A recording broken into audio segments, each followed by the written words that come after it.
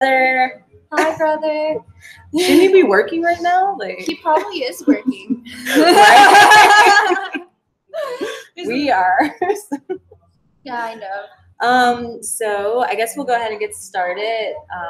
You guys, I'm Portia. If this is your first time tuning in, welcome to Uranian Universe. I'm here with Lisi from Luminous Collections. Yay, awesome, welcome. And hi, Instagram friends, whoever is tuning in. Yep. Cool. So today, happy full moon, everybody. Yeah. The full moon is in Sagittarius. It's been really intense for me, and I love Sagittarius, but I don't know what lesson I'm supposed to learn right now because, well, actually, I was about to say, I think I do. We already talked about it. Oh, nice. You just got off. Anyways, so, yeah, this full moon has been really intense. It's in Sagittarius. So really what that means is that our belief systems, we're at a moment where it's really, kind of like a significant timing to release attachments, and release belief systems. And like we were saying in the last video, to be able to write your own story is super important. So I think, with the Sagittarius, the light is being shown or shined upon, just, all of these things that no longer serve us, all these belief systems that no longer serve us. So it's kind of I don't know. You already know. It's a nice shift because you can definitely feel all the old paradigms and everything that no longer, nothing that we need anymore, that which no longer serves us is kind of being deleted, crossed out, everything canceled, which is wonderful because I think definitely moving forward in that is a really awesome energy to be in. Yeah. So I definitely, and it's even better when you have some knowledge of this energy that's going on, because that you're ready for it to come, so and it's you're okay, we've kind of been preparing for that. Exactly. I know how to transmute this and work these things and work through whatever comes up, because there's definitely been a lot for me that's been coming up, and I have had to definitely watch my own personal space and how I interact with people, and just checking in with myself a lot more than regular. For sure. Lots of love and self-care. No, I feel you. And you can kind of catch it quick because you're aware, because you're so kind of in tune to your body, so that you can kind of feel when it's just you'll catch yourself in that moment where it's I'm kind of an asshole today, what's going on? Or you're upset about something or in fear mode, and you're just okay, this is why. All right, I'm gonna switch that. And I feel that's what's really important. And just getting rid of that. I feel for me, I cry. I'm just one of those people that I'll just get a wave of I don't know why I'm crying, but I'm crying, and so I just have to let it go and let it be released. Because if you hold on to that, and if I'm no, I don't need to feel whatever, you or oh, I'm just gonna keep it here, and then it just grows and festers, and it just becomes this thing that no longer you need. So it's easier to just recognize it as it happens. Right. And I'm a fan of crying. I tend to cry in the shower. That's my, oh my God, it feels so good. And I just visualize it, all my troubles going down the drain. And I think that's why it's I feel I've been doing it for years, and not even in a witchy way. It just kind of flowed that way. And now it's a thing where I feel it started because I didn't want people to see me cry, because I used to be that, where I didn't. Do you have is your moon in Capricorn or? No, Gemini. I have a Gemini moon, but everything else is in Capricorn. Literally so it's everything. It's similar to the, I don't know why.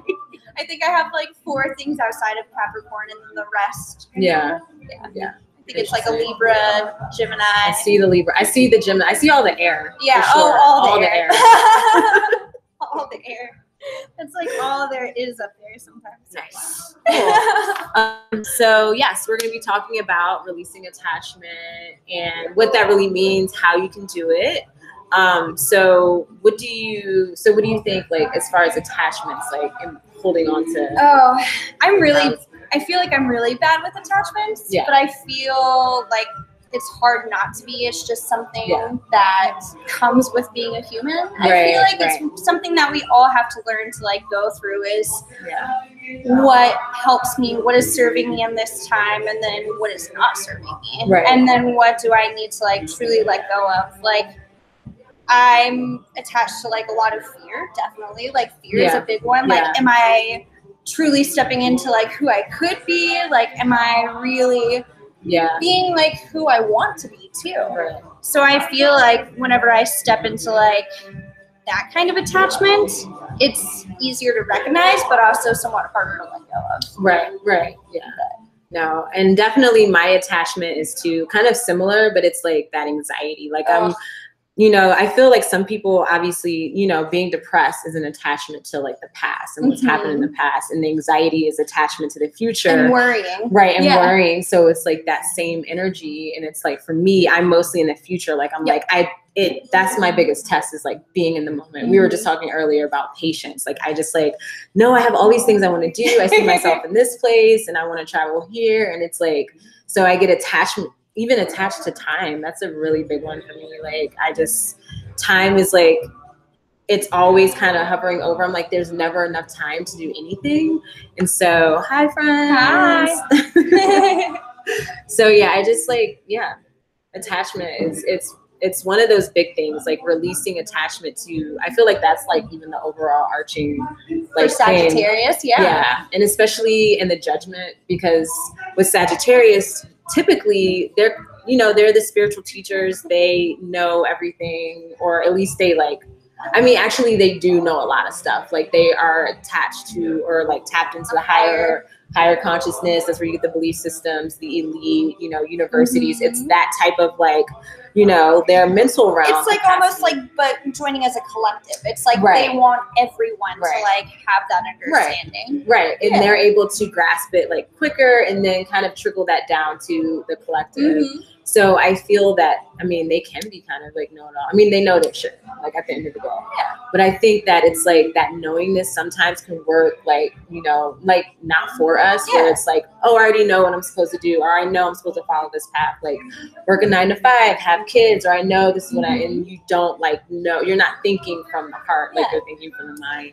So, and that's one of those things I struggle with for sure.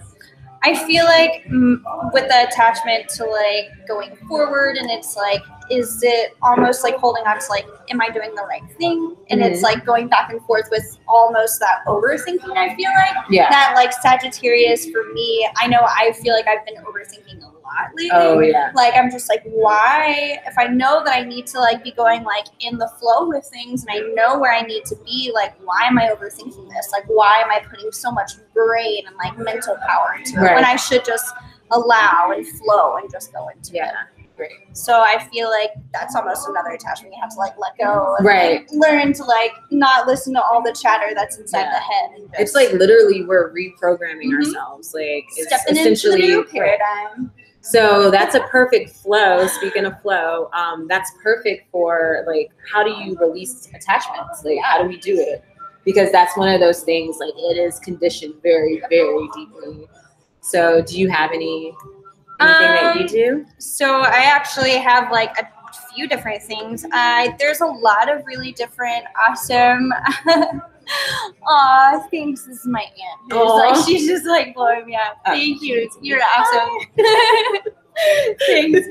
But one of the things that I do is I actually write what I need to release. Like I meditate and sit down on it. Like I have like a few pages. I'm looking down at like my notebook and journal, and there's like literally like 3 or 4 pages of just like me writing. I release whatever. I release, judgment. I release shame. I release things that no longer serve me. And like there's a lot that comes up, and there's even just like deeper paradigms and conditionings, and like releasing those contracts of your ancestors and those past lives. Like you can get real deep into like what you really want to release, because there's so much. And there's always going to be something. Like I feel that that's like kind of just the cycle of life. Like you were saying, like it comes along with being human.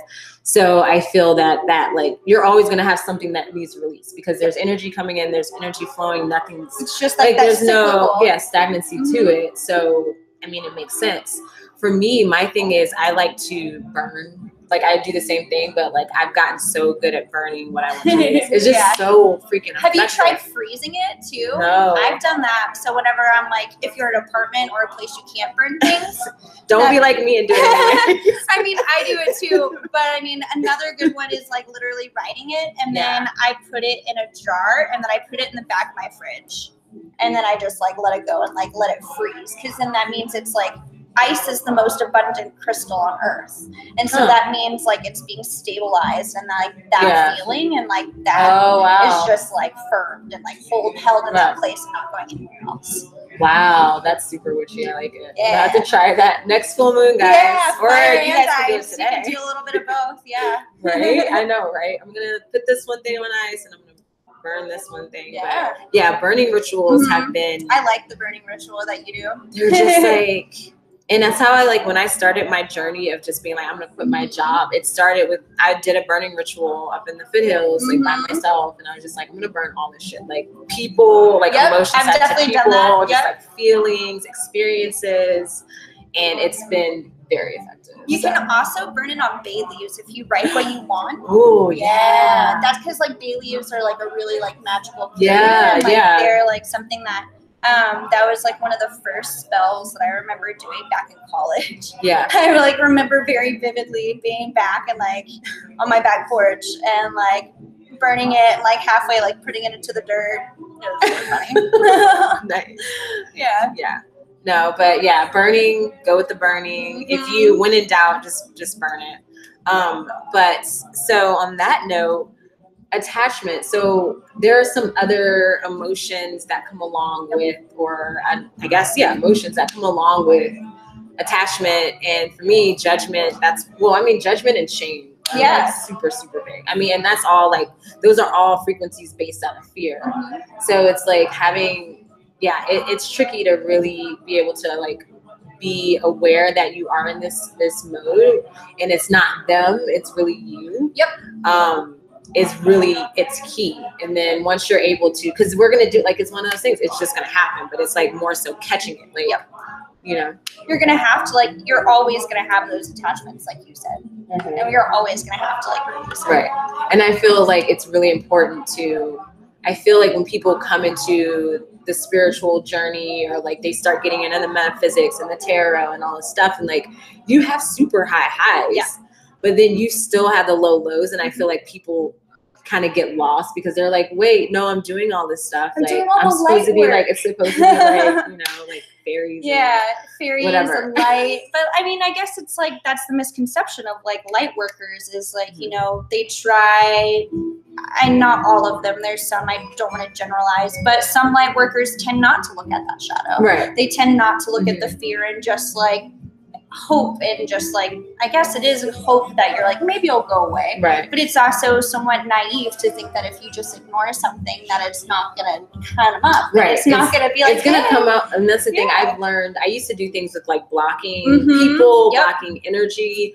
And it's like completely different than what I do now because it's like, I mean, that's effective. Different. Right. But you can block someone, but then as soon as you're like not focusing on that and making that intention constantly, then that's going to come back.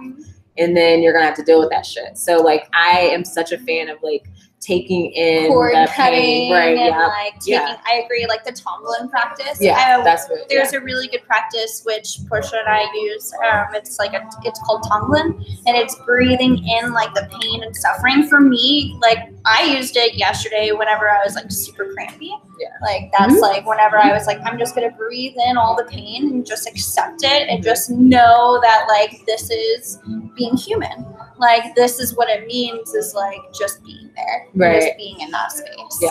And so I'm just like releasing that because that's literally a physical release that women's bodies go through. It's like releasing that. And then, but also with that release is the happiness and the love and the light. Right. And doing it from the heart. And that's the thing. It's like in that knowingness is so key that it's like, you're never going to not experience pain as a human. That's, you know, or not necessarily pain, but like emotions and limitations, any of those things, because it's a part of the test. That's the whole thing. It's like, how can you create and manifest things like from your highest and best?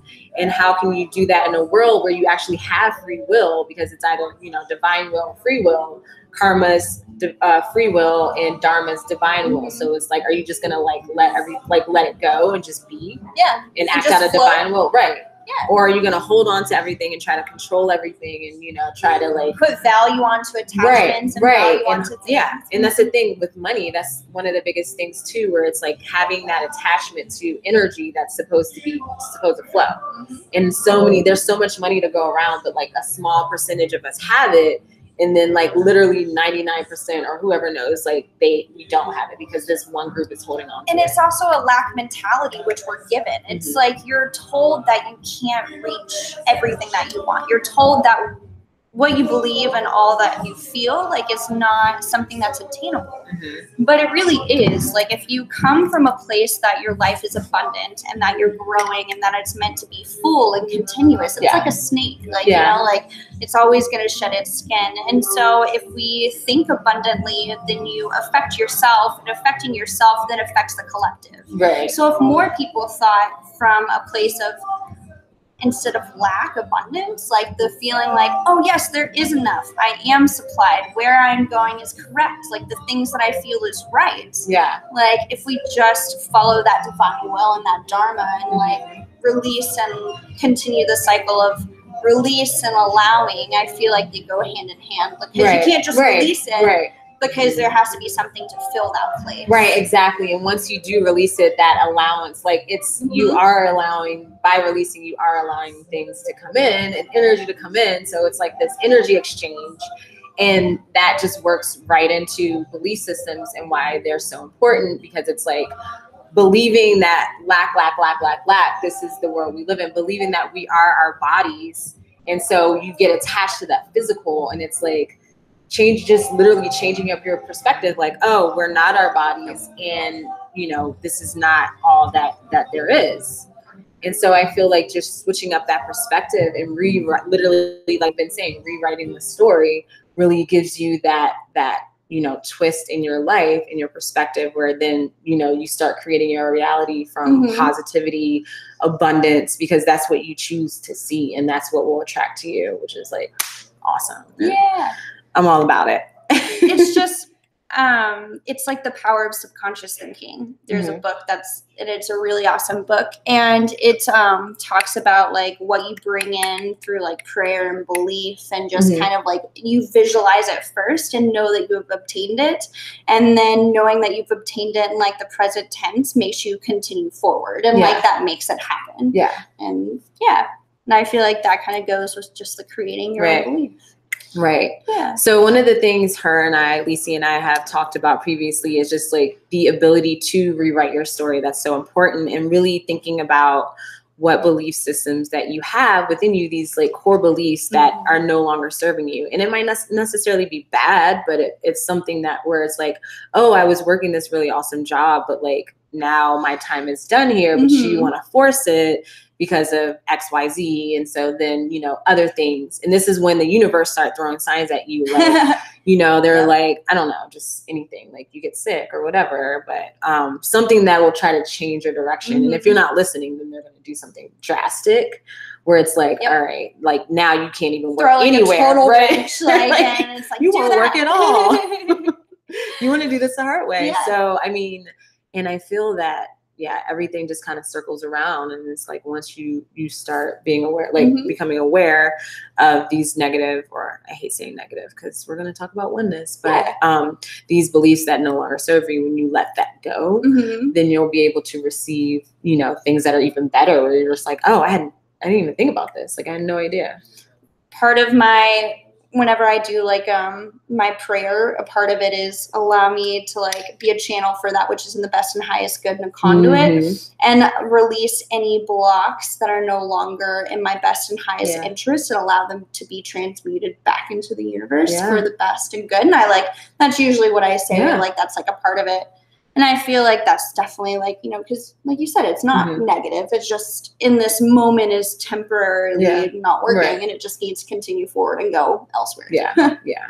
No, and that's definitely alchemy. Obviously, it's that transmutation and being willing to understand that, like, getting into the oneness aspect, that things are pretty much neutral, and it could be perceived as bad if it's like, it's uncomfortable for a reason, because it's not serving you for your highest and best. Because if it was serving you for your highest and best, then it would feel amazing.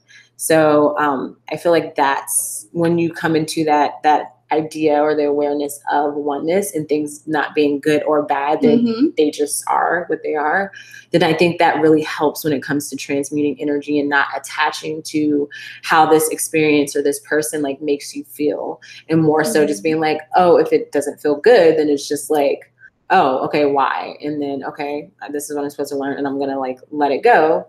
And then that'll make way for new things that, you know. And then you release that pattern, and then like you don't have to like worry. Hopefully it won't come back again, and you've learned the lesson that you're supposed to learn, and it's like continuing like forward a few more steps, which is always awesome. Right. And what do you like? So it's really important too, like you were saying with the patterns, like how patterns, I feel that that's how we probably attach to certain things, or that's like that conditioning. I feel like ultimately like the biggest attachment we have is to like our bodies, which are in this 3D reality, because if you think about it, there's other dimensions and the other planes that exist. And if we are just believing in like our body and what we feel here, then it's really easy to get caught up in like that dense, like low vibration, and not like essentially like move forward in the karmic cycle, or like wherever else like that we're supposed to be reincarnated. And I feel like a part of living in this 3D reality is also the duality part of it, I guess. 3D duality. That is what it is. Ultimately, it is a 3D duality. Yeah. But it's just like figuring out how to move through that, and like how do you let go of, you know, the physical part of you, and like, and not in like I'm gonna move and float away from this body and it's gonna ascend, maybe like that Tibetan monk, but like a part of me, you know, I guess that you would have to totally release your body, but I don't know. And I do have attachment to that. I like this body. It's a good body. Yeah, I think that's one of the hard things about just letting be. And I feel trust is really like key, where it's like, trust that, you know, like like you said, I like the physical, I like my body, and I do like this planet, obviously. Like I'm happy, you know, when I'm happy, obviously when it's great, it's great. But I think that ultimately it's like trusting that there's something even better than this. And I'm not talking about like heaven, or if you want it to be heaven, then you want it to be heaven, but it's like just whatever else is next. The oneness. You know? I feel like that's like, whenever I think about it, like I just don't even quite think about it as heaven anymore. It's almost just the point of like becoming one with literally everything, where you step into the void and like you're just kind of like held in that space, and then you're ultimately like connected back into like knowing all. Because if we are just fragments of, you know, just oneness, and we're just a fractal and just, you know, a little part of it, and then that's just ultimately where you go back to, I would think. I mean, and the ultimate, and that's the thing where it's like, this is what drives me nuts but I love is that like time doesn't exist. So like there's like no, even though like you're there now, but you're here, but you're, you know. So and anything that you change here can also be changed in the past and the future. And you're simultaneously creating other parallel lives and parallel based on universes the choices that like you make. Like it's like do I want a red car or a things that we love? And then like from there you have two different lives. And it's like the red car life and the blue car life. Which is like nuts to think about. It's like I definitely feel it, like I believe it, but it's like to like really try to conceptualize it. It's like I get it, but so I feel like that idea of oneness, or just the knowing of oneness, is really important when it comes to releasing attachments. One of the other things, and as far as like being an astrologer, and like I strongly believe in oneness, and that I'm not my bodies, we aren't our bodies. But when I'm like working with other people, say in my women's circle or doing readings, one of the things I'm asking for help is to be able to explain, or just not explain, but kind of basically, I can see some people being like because I was there at this moment, I'm trying to figure out how to even like say it. It's kind of like, well, what's after this, or what's, you know, like, it's like, what's the point of it all? Like, why are we here on earth? Like, you know, or it's like, if we're supposed to do this, then what? Like, we pass this test. And for me, it's easy because I believe that, you know, for one, I don't believe we're forced to reincarnate. I feel like we do come here as a choice, and we want to learn, like, based on like creating, like with the physical world, with divine will and free will, and like the veil or whatever, the illusion, or however you want to describe it, and whatever terminology of whatever, exactly. You whatever get what I'm saying, without like having to literally like crawl back to source is like the game. It's like tricky as fuck. Like, we created a sick game. And it's like, but I believe that like wholeheartedly, and some people don't. So it's hard I feel like it's hard for, and I'm speaking for people, I'm not sure if this is a thing, but maybe it's hard to like really understand that, like, you know, there is a purpose, or it's like, you know, like they're like, okay, we're in all the spiritual stuff and we're being good and we're working on ourselves, but what? Yeah. What so more it's is like, there? yeah, it's just like, so why am I here? You know, so that's like what I'm working on as far as like communicating, like, you know, the higher picture of it almost. It's like, it's almost like you're trying to show people the forest while you're in the middle of the forest, looking at the trees. You're like, this is the forest. These are all the trees. How grand it is? Look at how pretty it is. Like 5 trees. Yeah, exactly. Or it's super dense. Yeah. Yeah, it's pretty interesting though when you think about it, because I feel like that's what clicked for me when I'm just like, oh, like this is a school or like a test, and this is like the test, and I'm stealing Dolores Cannon's words, but she was like, you know, like, you're not like, how do you pass the test? Or it's not a test if you already know the answer. So that's why it's like, we're coming in, like, this is a great test because we're coming in without knowing our divinity and our connection to source, and that we are source, and it's within us and outside of us. And so that's kind of like I feel like would that be the ultimate test, would be like gaining your sovereignty and knowing that like your being and like who you are as an empowered like human being, like, you know, just person, like that's what it is. Which is hard to come to because we've been so conditioned to think again that we aren't worthy of like, we aren't worthy of love, like we have committed sins and guilt, and like we are someone that like people, you know, were evil, like inherently you're born bad, like you have to continue to find better things, and it's not like that at all. It's the opposite. Like, you are born perfect, and like even with your mistakes, those mistakes will make you learn something new. There's something you chose that. I'm like such a big believer of choosing, which is really hard for people to really swallow. It's like, oh, I chose to have this illness, and this like, well, you may have had to because of, well, not have to, but it's like you chose it because of dealing with, like, it might help you release some karma, or it may help you be back in your body. Like, it may help you like look like towards other things.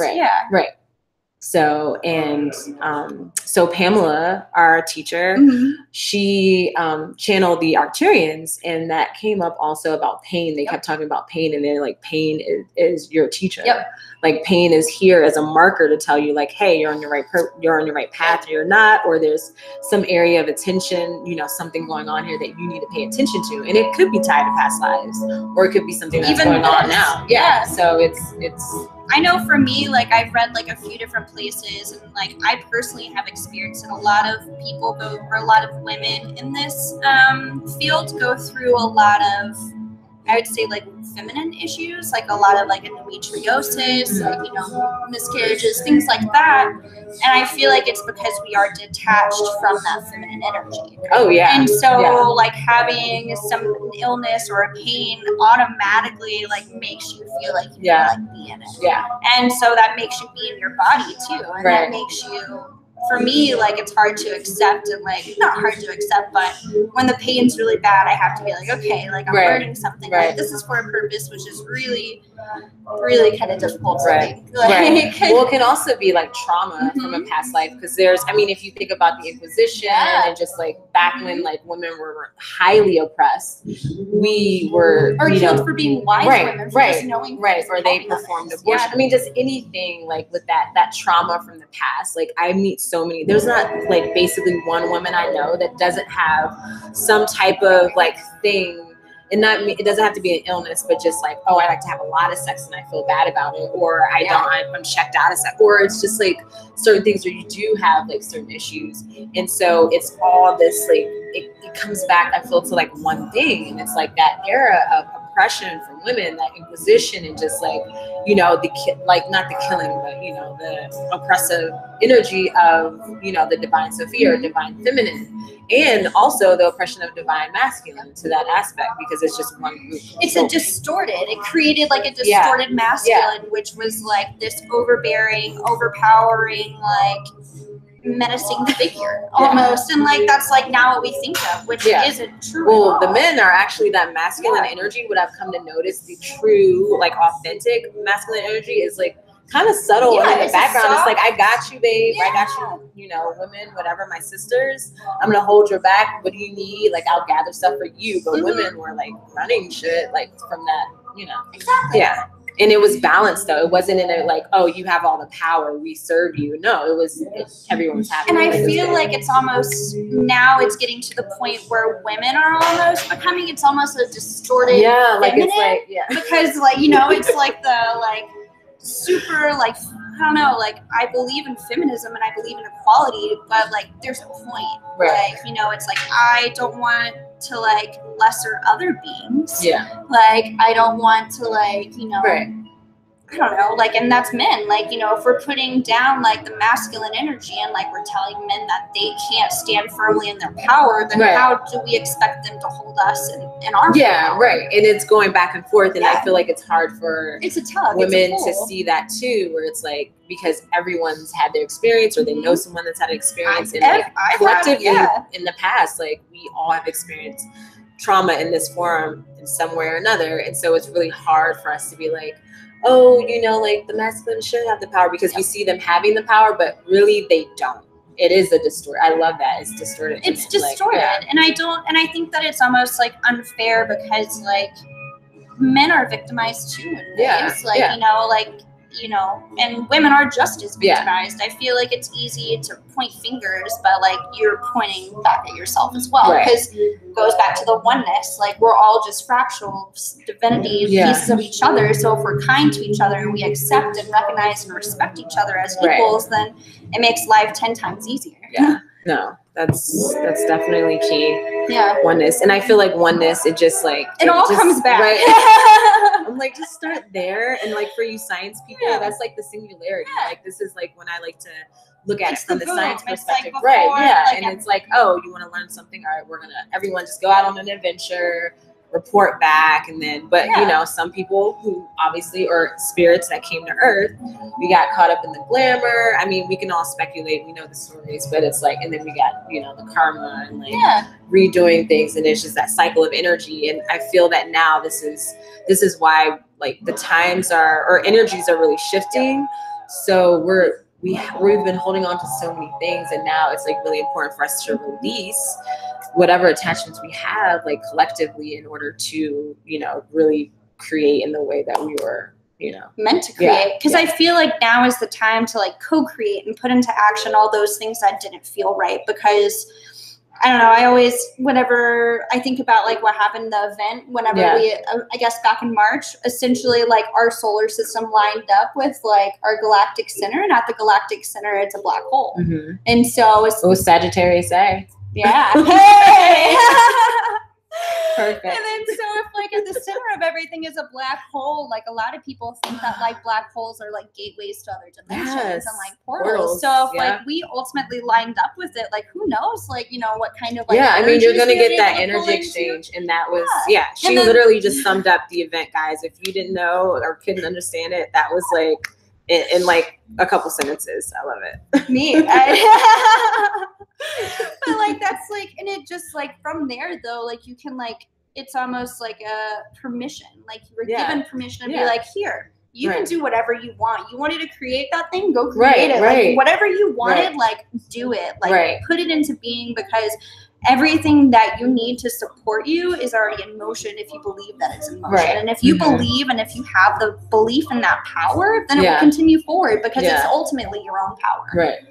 And that's the thing too, that, and that's why it's really important when I do certain rituals, or if I do want to channel, or if I even like feel a negative presence in my space, I command my power right away. For and sure. That's or if I'm or I call someone else in, I'm like, get the shit. And that's the thing, it's like commanding that, because it's kind of offensive that we look at ourselves as being so weak. They're just like, what is wrong with you? Like, you know how much power you have? And like, I agree. You're walking down the street moping and it's like, I hate my life. Okay, well, change it. Like, literally believe. The belief is that's what I had to do. Key. Yeah. And it's like believing in it and trusting, and then acting out of love and surrendering to that, and surrendering to the universe, and just like believing that like what you're giving, and like the surrendering to the divine and your divinity and to it all, it just allows the flow of abundance and creativity. It just flows easier because you're in alignment with your higher self, and like your higher self has all the connects, right? And then like I like that. Your higher self has all the connects. They do. Because like they're able. They're just like, I don't know, essentially like your personal assistant. Yeah. Like you know, totally. Like you're able to like hold that power and to like create whatever you want. And if you just like release the fear and believe that fear doesn't exist, and the only thing that is real is the love. Yeah. Speak, and if you girl. just believe that love, like, because that's all the oneness is the love. Seriously. Yeah. It all comes back to just different things. Yeah. Right. So, I mean, I feel like that was amazing. You just kind of like wraps it up. You got the event in there, oneness, and like the point of it all. I love it. So yeah, that's, I feel like, you just gotta change your life. Yeah, exactly. Change your life and give into the flow. Yay! Everyone, it's all connected. Command your higher power. Yes. Yeah. Vibrant it's crazy. Clarity. Yeah, that's actually one of like my words. I love picking like, so have you heard of the desire map?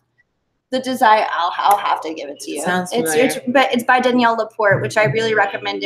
I was telling Portia earlier, Gabrielle Bernstein and Danielle Laporte were like my first two into like the Kundalini, like oneness, like kind of love, because it's easier to get the other ones. And then from there I went to like Marianne Williamson, and like she's really awesome too. But the desire map all goes back to like, how do you want to feel? What are your core desired feelings? Yes. Right. And then build off of that. And like whenever you do build off of like love, and you're just like happy, and it's like authentic. Because before I'm like in the beginning of my path, I thought I was happy, and I was, but it was still that like fear and doubt. And then like now, like I'm just like, oh my God, I can do whatever I want to do. I'm creating everything. I'm not like, I don't care. Like, it's just like I'm flowing. And I do have my moments, but then being able to realize that and like switch it up and just like, oh, yep, that's what's going on. Right. I'm gonna release that, and then you're able to flow perfectly. So, hey guys. So, I mean, any last words about this? Oh man, any last words? Go out, be abundant. Enjoy the full moon, release whatever you need to. Get that white piece of paper. Let it charge. Like one of the things, if you go to Portia's Instagram, she has a really awesome ritual. Which is up right now, based on the Pleiadians. The 7 sisters from the Pleiadians. They were talking about. Do you know what's also in like that? The ringers, I totally thought, what? You know, like that I just sent you, like that YouTube, it's also in that. I totally thought that's what you were referring to. I totally forgot that Pamela had because I didn't. Weird. Wait, no, it is the YouTube that you're telling me about. The one that I gave you? Okay. The part 2. Okay. Yeah. I thought you taught them the meditation music. Okay, no. Sorry. No, sorry. We're about to like totally geek out. Sorry. Synchronicity. Oh, that's one thing I want to say. That's one thing that's helped me, because sometimes I get in that fear mode or the doubt, and I'm just like, all right, like who cares? Like why should I really make these intentions and things of that nature? And then I'm like, is this even really the deal? Is this happening? Like, can I like manifest and do all these things? And then I'll get these synchronistic like events, or just like little things like numbers, or just like hearing something over again, or seeing a dove, and then like reading about it with like Mary Magdalene and all that stuff. Funny, that happened to me yesterday. So here we are talking exactly like right in the moment, synchronistic. The power of your subconscious mind. Exactly. Yes. So it's just like paying attention to the synchronicities too, because that was like the getter. That's how they, like, if you pay attention to the patterns that they send you or your higher self sends you, that kind of reinforces that, hey, it's not only are you doing like what you're supposed to be doing, but it's like, hey, like, you're right. Like, there's something behind the veil. Like, go ahead and peek and see what's going on. Work with these things. Right. Do you do book openings? Yes. Oh, yeah. I'm sure. I'm sure you do that. That's like one of my favorite. Like, yeah, the synchronicities whenever you just like open a book and you're like, what do I need to learn? And then you like pull it and then it's like everything you need to know. And it's like, oh my God, I literally said those words in my head. Exactly. So, I love it when that happens. So yeah, those are some things to keep in mind when you're, you know, just trying to release, working on that release and like manifesting and just like living your life. Like the stress, it's like these bills are going to be here. They're not really even anything. Like, and I know it's hard to think about, but you know, just kind of go with the flow as much as you can. And having the faith that like what you're feeling is correct and surrendering to the love, and just know that as you release and as you continue to grow, that you may overcome failures and obstacles and you'll fall and get back up. But as long as you love yourself and forgive yourself and give everyone compassion and kindness, then there's always something to learn. Like as aspects of source or being source, we, you know, broke into or released as fractals to learn. That's the overall goal. Like think of our spirits as like just learners for time doesn't exist, but just learners, you know? And it's like, you and I, like, we love books. Like, we're learning all the time. That's never going to end. Like, that's going to be going on forever. So that's literally this energy is like learning about your environment and what it means, or how you can like create and manifest with divine will and like work in a place where there are, like, we're in a physical world. So yeah, I think that's key. Yeah. Yay. Well, thank you so much. Do you have any more last words, or that was last words? I think that's all my last words. Just go forward. Yeah. All right, guys. Well, thank you so much for watching. And we're going to be doing this regularly live now. We're going to be doing it live. So yeah, definitely tune in and check us out next time. Yeah. Enjoy the full moon. Yeah. Get out there. Yeah. Bye, guys. Bye.